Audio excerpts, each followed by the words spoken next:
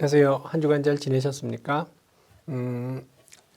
오늘은 제 59문에서 61문을 한번 알아볼 텐데요. 이제 지난 시간으로 우리는 하이델베르크 교리 문답이 사도신경을 다 다루었습니다.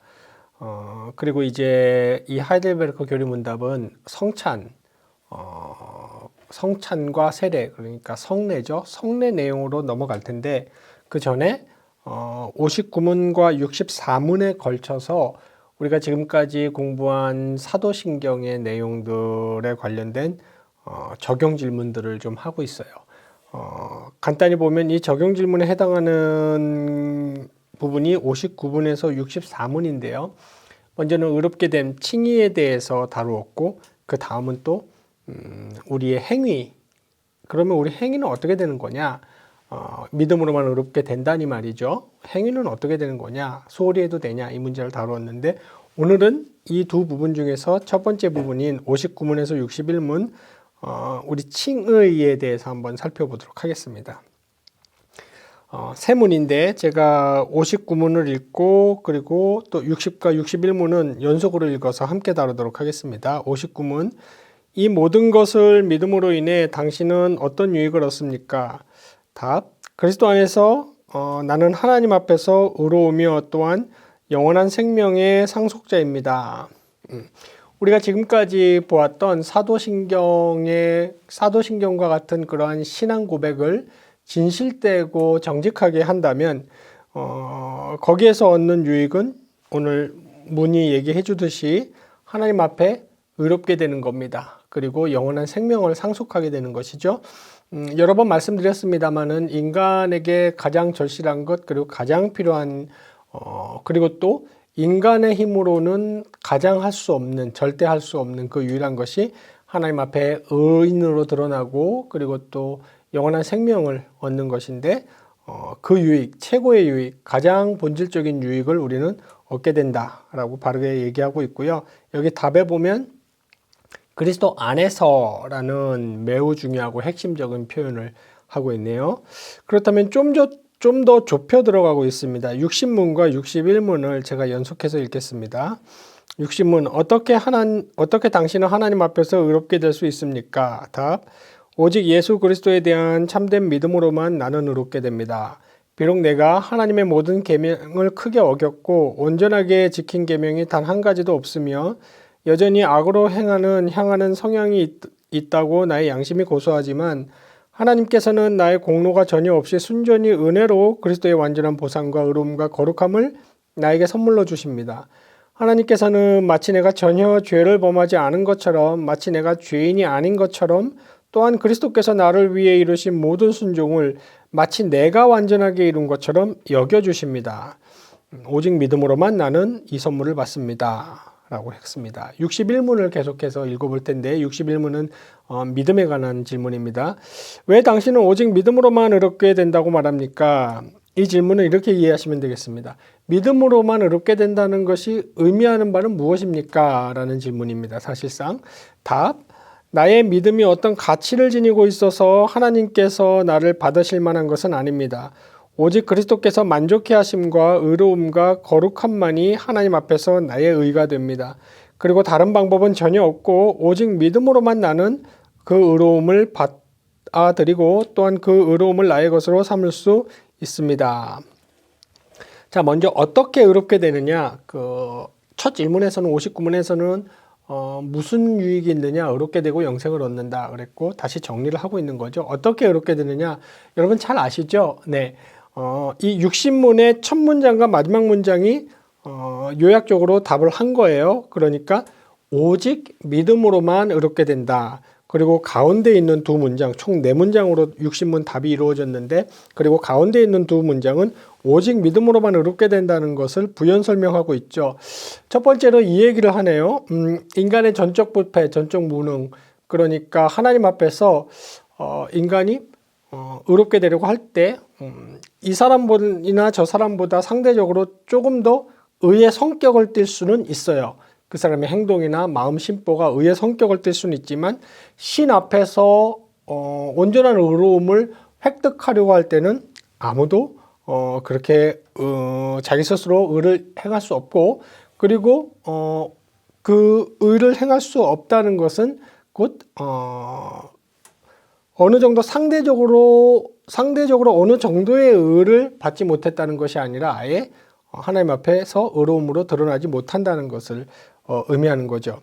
그리고 또 아주 중요한 얘기를 단문은 하고 있습니다. 그런데 그 의는 인간이 신 앞에서 의로움을 획득할 때, 의인이 되었을 때 그것은 신 하나님의 선물이다. 지금 이렇게 얘기를 하고 있습니다.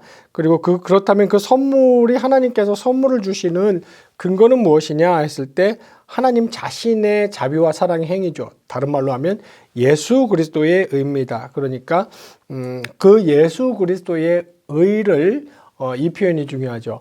우리의 의로 여겨주신 거죠. 여겨주셨다. 그리고 간주해 주셨다. 그래서 우리 다시 한번 확인하겠습니다. 예전 공부 때도 많이 확인했던 개념, 단어, 의의 전가, 그리스도의 의의 전가다, 이렇게 얘기를 합니다. 그래서 기독교 복음에서 인간이 하나님 앞에서 의롭게 된다는 것을 어떤 표현을 씁니까? 칭의, justification, to be righteous 말고 justification, 이렇게 된다. to be righteous, 의롭게 된다는 것은 다름 아닌 justification, 칭의다. 다른 말로 제가 설명드린 것처럼 실제로 의롭게 되는 것이 아니고 의인이라고 칭함을 받고 여김을 받는, 이것이 은혜다. 물론 제가 이 얘기를 할 때마다 한 번도 안 빼고 하고 다음 주에도 다르겠지만, 이렇게 의로 여김을 받고 의인이라고 칭함받는 사람은 절대적으로 거룩한 삶을 살게 돼 있습니다.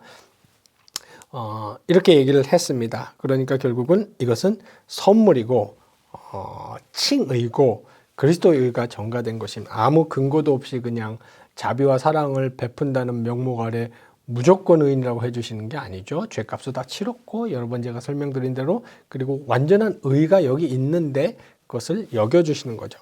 그 다음에 이제 믿음의 성격을 61문에서 물어봤는데, 믿음으로 의롭게 된다는 것은 무슨 말이냐. 여기 보시면 이제 이 얘기잖아요. 기독교 복음이 하나님이 인간, 특히 택자들을 위해서 이 인간이 죄사함을 받을 수 있는 요건을 다 충족시킨 것이죠. 희생제물이 되시고 저주를 받으신 것입니다.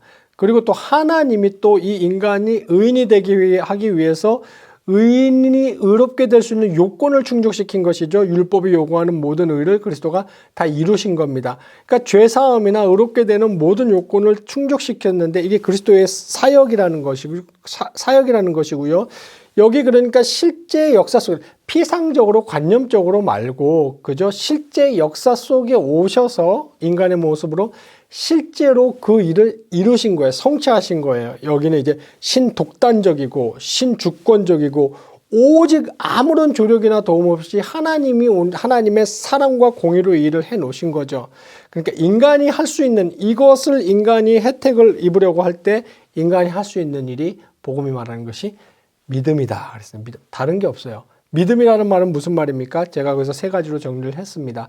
믿음의 성격은 이 일을 이해하고, 그 다음에 거기에 맞다고 동의하고, 그 다음에 이 일을 신뢰하는 겁니다. 인간은 이렇게만 하면 하나님은 그 인간을 구원하시고 의인으로 여겨주시고 영원한 생명을 주시는 거죠.